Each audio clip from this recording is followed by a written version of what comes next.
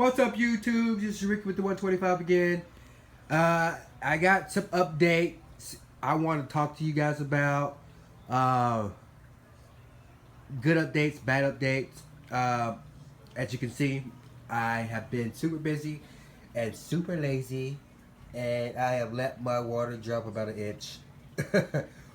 Which means if I let my water drop about an inch, that means I haven't done a water change. The same thing over here with the smaller fish tank. So right after this video, I needed to do a water change. But I've been just working so much. I've been so busy. I haven't had a chance to, maintain my tanks like I want to. But I got off work early today. I get off work early tomorrow, and I'm off Monday. So throughout this time, I'm gonna get some videos in, and I'm going to make sure my tanks is 100% before I start this next stretch of long days and long hours. But anyway, back to the update. So I usually, when I wake up in the morning, or when I wake up in the noon, depending on what time I go to work, I will, come in here, drop a couple Hikari flakes or Hikari pellets and some fish flakes in each of my tanks. Just look around, make sure, all my filters are running, all that. Maybe like a little 5-minute kind of just looking around, Just make sure everything's running, because if you guys watch my other video, you know that my FX6 exploded on my carpet down here. So just making sure nothing's bad is happening. So when I go over to my smaller tank, which is over here to my left-hand side, the fight is over. It's sad to say. I tried my best. You guys know what I'm talking about. I tried my best to bring him back. I'll go ahead and move you guys over here. I woke up and there he is, floating. Now, before y'all go, why do you got him in there floating and all that stuff right now? He causes pneumonia. Yes, I do understand he causes this, but like I said, I'm about to do a water change right after this video. I just wanted to let all my subscribers know, because I know you guys were interested in bringing him back, but he just, I couldn't, and he couldn't. I couldn't bring him back, and he couldn't bring his own self back, and I tried all your suggestions. I can't even speak right now. It's so hard for me. But no, like seriously, it is really hard because, like, the Oscar that bred, I got him from, he was a tad bit 1 inch, had him for over a year, and I'm like, man, I just hate to lose him, and he just floated right. He didn't have enough strength, and I've been doing a lot of research, and I went to my local pet store because they've been around for a while, and I'm like, and I know a lot about the Oscar fish, and I'm like, but what could I have missed? You know what I mean? No signs of ick. He wasn't really getting beat up until he actually got sick, and what caught my attention was No Name over here. No Name.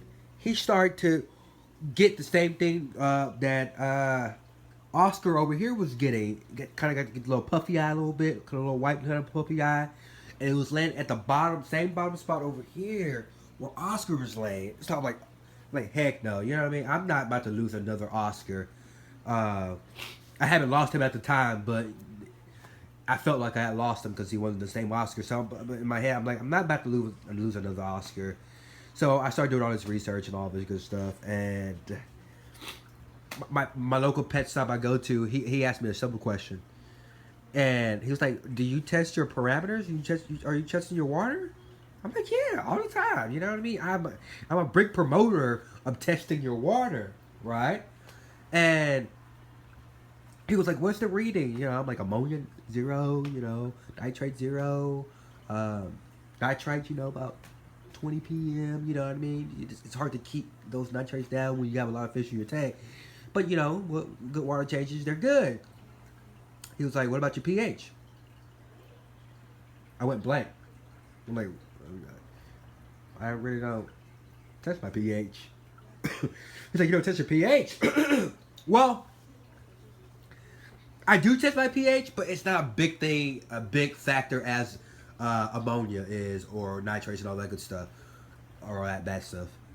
Because when I don't know where, unless you live in Flint, Michigan, I don't know if you guys heard about that with the I think they had what, lead in their water or something like that. I don't know that, but anyway, water comes out of your faucet at 7.0 pH already, right? So it's good. Oscars need to be at around 7.6, 7.4, right?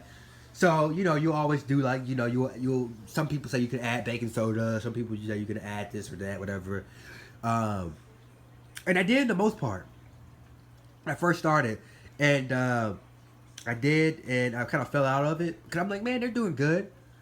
But what happened was the pH was dropping in my tank, and if you don't know about Dripwood, this big masterpiece, I love it. It actually brings down the pH. And they're like, okay, what does it even matter? Why does the pH matter? pH didn't kill your Oscar. No, pH did not kill my Oscar. But it played a part. So once my pH dropped, and after that certain amount of time of not, you know, boosting up the pH, it kept dropping. Because when I tested the water, it wasn't even on the chart. It wasn't even on this chart. It wouldn't even turn a color. It was past yellow. It was white. But that when your pH drops, the immune system of the fish drops. So it becomes more acceptable to all these different diseases. Now, I'm not sure what disease he got, but I know now that he wouldn't have got whatever he had if I just would have tested my pH. As soon as I tested my pH, I knew that was a problem. Because there was nothing else. The water's good. I feed him every day. He's the king of the tank. Nobody's beating him up. He's Oscar. What could go wrong? I don't have ick, you know? And it started to add up. Did you test your pH, Ricky? I tested my pH. Not even on the chart.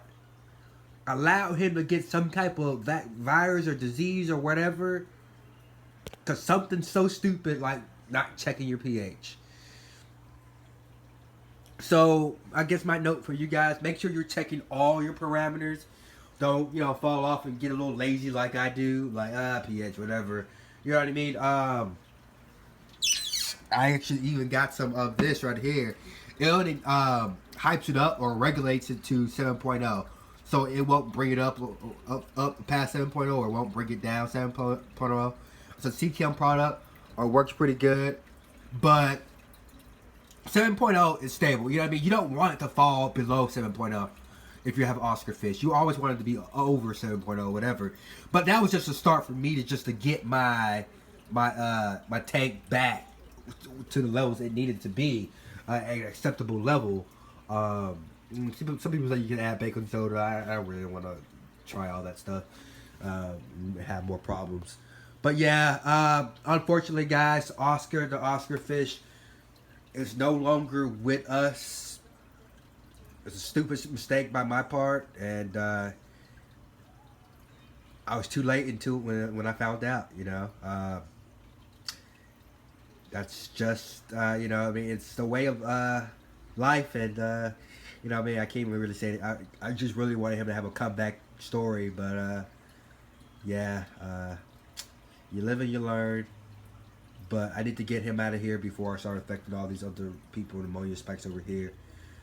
So, like I said, guys, this is Ricky with the 125 or in the smaller. I need probably to touch a new slogan because I got the new tank over here now. So, Fishy Rickies. I changed my name on Facebook to Fishy Rickies. So, I want to come to YouTube and say, what's up, YouTube? It's Fishy Ricky. I don't know. Something like that, right?